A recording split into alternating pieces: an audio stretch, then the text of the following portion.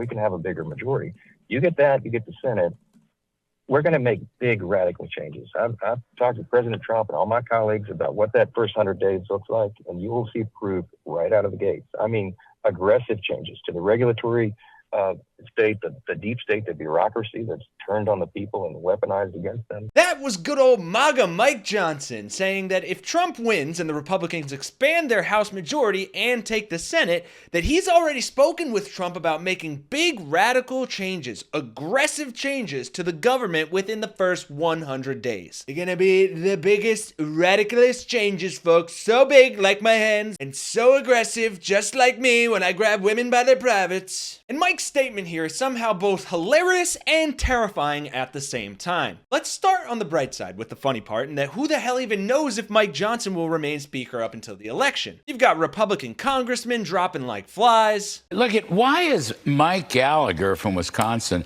he's leaving late. What does Gallagher think he's doing? We don't have the other special to fill Kevin McCarthy's seat until April 30th, and we were perilous. We could end up being having a speaker, Hakeem Jeffries, in the interim here while we're waiting for special elections. And Marjorie Taylor Hamm is already calling for Johnson's ousting. Georgia Congresswoman Marjorie Taylor Greene, she actually filed a motion to vacate or oust Johnson, but there's no vote on it yet. It could, though, get more support if Johnson brings that Ukraine aid bill to the floor because of the level of skepticism among House Republicans. So yeah, I'm sure with all that cohesion you Republicans have in Congress, it'll be nothing but smooth sailing.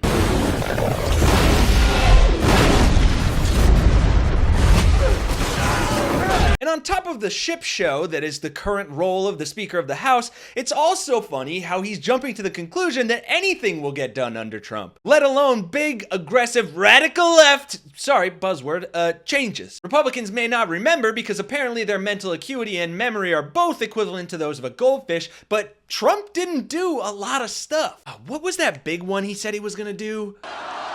Build that wall. Build that wall. Build that wall. Oh yeah, how did that go? And who's gonna pay for that wall? The US-Mexican border is almost 2,000 miles long, but only a few hundred miles of the border actually has a wall, and Trump has only added about 30 miles to it. Only 30 miles? Jeez, I don't know, Donnie, but I think in this case, size does matter. Okay, so he didn't do that. What about healthcare? We will repeal and replace Obamacare. Trump wanted to completely repeal the Affordable Care Act, more commonly known as Obamacare, a law which was brought in to ensure that all Americans could have access to affordable health insurance. Despite attempts to get rid of this act and replace it with his own, Trump has, to date, never produced an alternative healthcare plan. Right, okay, but these are big-scale projects, right? Surely he kept some of his promises from his first 100 days, right? The president told his supporters they would win so much they'd get tired of winning. He has one broken promise after another broken promise after another broken promise. What they have not made good on is something like health care reform. That was a big promise of the president's on the campaign trail that failed. This guy isn't getting anything done. He implements this controversial travel ban, which on its own would have been divisive enough, but it's been blocked by the court, so that stopped. His first legislative initiative in health care gets blocked. And you have these then aides at each other's throats constantly in the press, and it's this cacophony of bad news. At the end of this first 100 days, they're likely to have no significant legislative achievements. Well, wishful thinking. But look, I know we just spent the last few minutes taking the piss out of the two of them, and even though the chance of Trump winning and the Republicans taking the Senate and keeping the House is a stretch, it's certainly not zero. And that leads us to the terrifying Project 2025.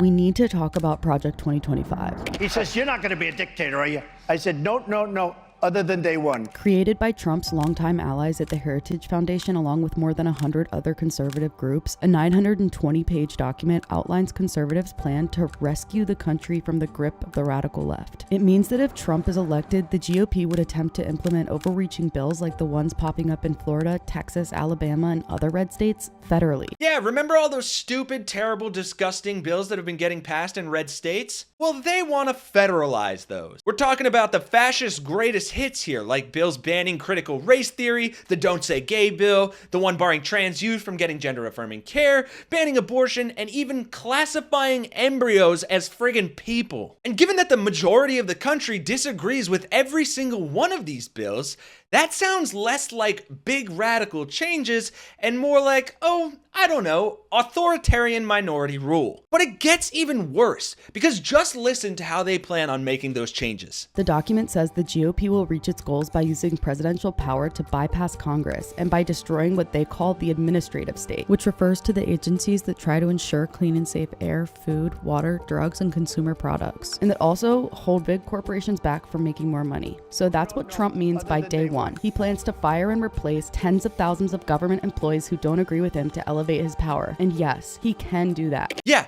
they want to continue to gut all the agencies, then, quote, flood the zone with conservatives. Which is something you'd expect to hear said about the grounds of a Ben Shapiro and Tom McDonald concert, not the entire government. All right, let's dive into this document. When I searched the term sex, 133 matches came up. That's obsessive. It explicitly states their goal to rescind regulations prohibiting discrimination on the basis of sexual orientation, gender identity, transgender status, and sex characteristics. So queer people could legally be fired, not hired, refused service, or otherwise discriminated against. It also proposes deleting the terms sexual orientation, DEI, gender, gender equality, gender equity, gender awareness, gender sensitive, abortion, reproductive health, and reproductive rights from every piece of legislation that exists. That's terrifying because it promotes discrimination against LGBTQIA+ and pregnant people. Pro-life?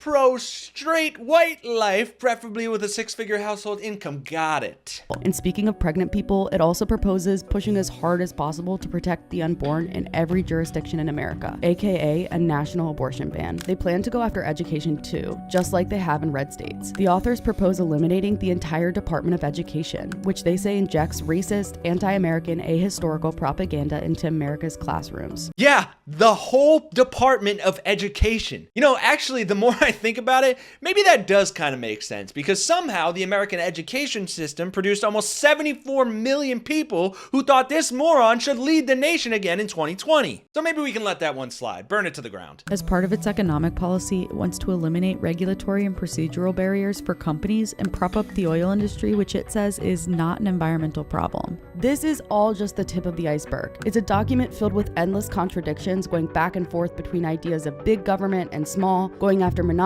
but reducing corporate taxes and regulation, saying they're for freedom but policing people's bodies, gender, and sexuality. Exactly. There's nothing more free than taking away other people's freedom. And bonus freedom points if they're marginalized communities and minorities. And it's a document created by the Heritage Foundation, which has ties to fossil fuel billionaire Charles Koch and is swirling with controversies. Throughout, they dehumanize the left in ways that make me afraid of how much more emboldened far-right Republicans will feel to target vulnerable people. And jokes aside, she's right. That is absolutely terrifying.